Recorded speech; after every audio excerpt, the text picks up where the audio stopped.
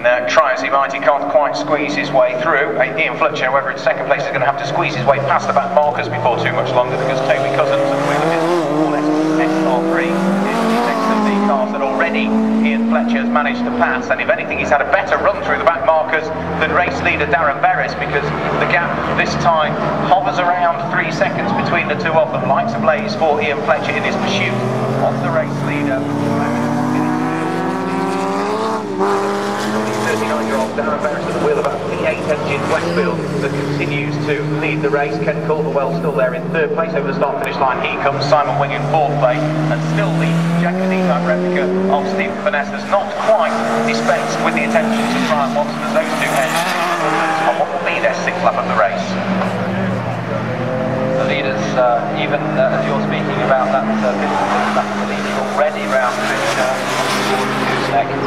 Darren Berris, a very quick Westfield, lost a little bit of his lead, probably in the back half. Both the leader and the second placeman have got their headlights on.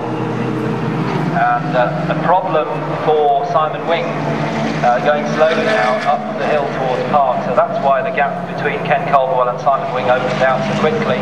Simon's in trouble, so the position could be taken by the next man up, which is Stephen Finesse, who now lost the attention to Brian Watson. He's coming back onto the circuit. Brian Watson, it seems, lost it coming on the exit of Coppice and has dropped down a couple of places, and you'll find that Stephen Finesse now in a very strong fourth position, soon to be third. Well, there's a good fight for 13th and 14th position, just making its way through Coppice at the moment, and that is the Volkswagen Golf GTI Turbo in the hands of Darren Howe, who ran wide at Farm Corner a couple of laps ago, fighting away with the Peugeot 205 in the hands of the local man Bill Brown, as over the start-finish line once more have gone first and second place, still as they were. Berris still ahead of Ian Fletcher, the gap coming out by a further 0.2 of a second on that occasion, but such is the advantage that they've already built up between themselves and Ken Calderwell, who sits there in third position ahead of Simon Wing, or the A-League Simon Wing in fourth place. I think race there for Stephen heading round through the mountain, and that almost compromised him. In fact, there was probably cement dust actually being raised, because he now has nipping at his heels no longer Brian Watson, as you said, because of his problems. He's now got the Rover Metro in the hands of Jason Lappin, not that far away, so those two enjoy a good fight. Of course, entirely different cars, the Jaguar D-Type and the Rover Metro, totally different. Yes, it's hard to think of anything more different, actually. And as you say, yes, they're very close, and the leaders have gone through, no change there. Ken Calderwell ran a fairly lowly third place. We haven't seen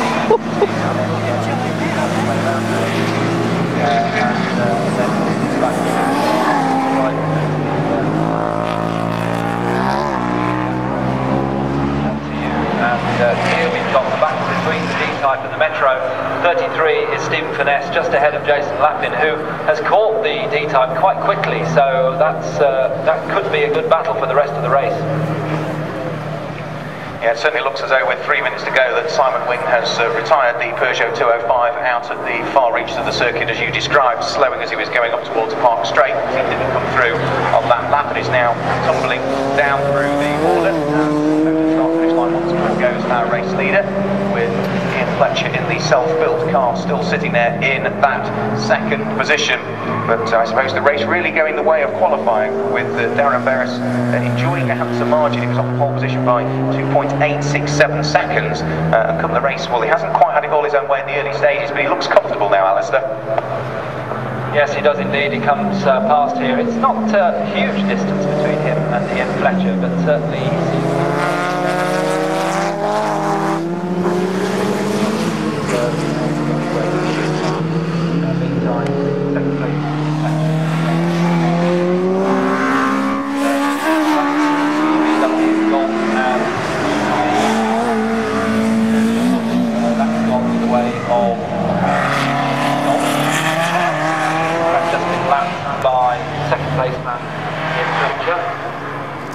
third man, just as the leaders are going down towards you, to the bottom of the mountain, very slowly hitting back to the grid. As you're getting the leaders, we've got the third place man.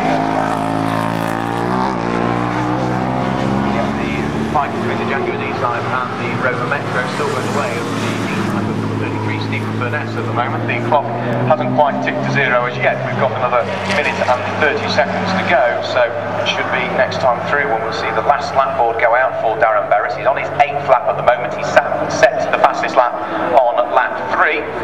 So over the start finish line he goes, completes that 8th lap, and now on to his 9th lap with 1 minute 16 to go. And the last lap board didn't go out by the time through, so I suspect he probably should be on his last lap, so we'll keep an eye on the checkered flag. But Berris still in the lead of the race by the best part of nearly 5 seconds this time through. He's on his 9th lap.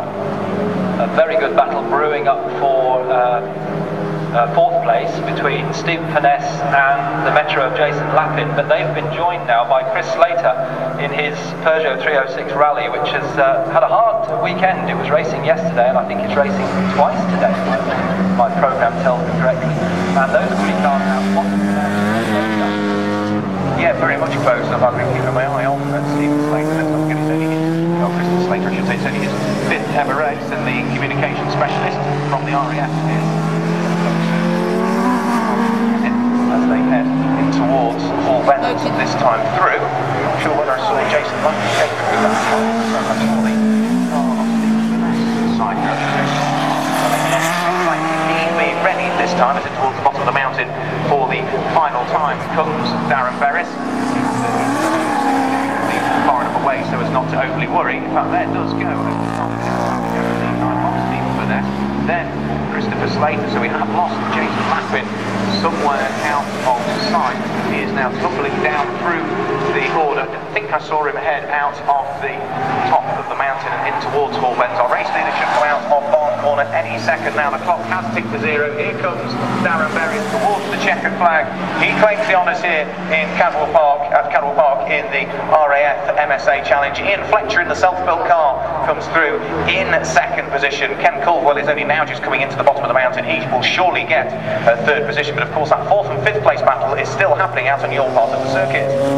Yes, it's now with the loss of the Metro, but it's still in the hands of Stephen Furness and the hard-charging Christopher Slater in the 306 Rally, not able to stay on terms, but another couple of laps, and I think we'd have had the couple of the low cost, and also I think it's one of the caterhams behind, all closing up. In fact, they are pretty close, and I think by the time they get round to Mark, although Mark will probably be on his way down now to the presentations, but that lead, that group there, really close, and a very good battle throughout the race.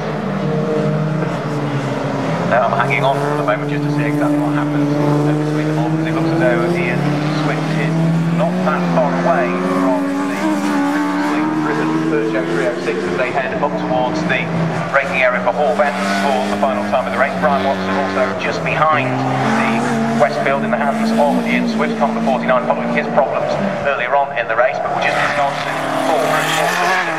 7th position as they head out of Barn Corner any second now. Here they come. It will be Stephen Furness in the Jaguar D-Type who comes through in 4th position. Christopher Slater in 5th place. Ian Swift at the wheel of the Westfield comes through in 6th place, and Brian Watson in the Locus ultimately finishes just outside of the top 6 in 7th. But Darren Berris takes the win.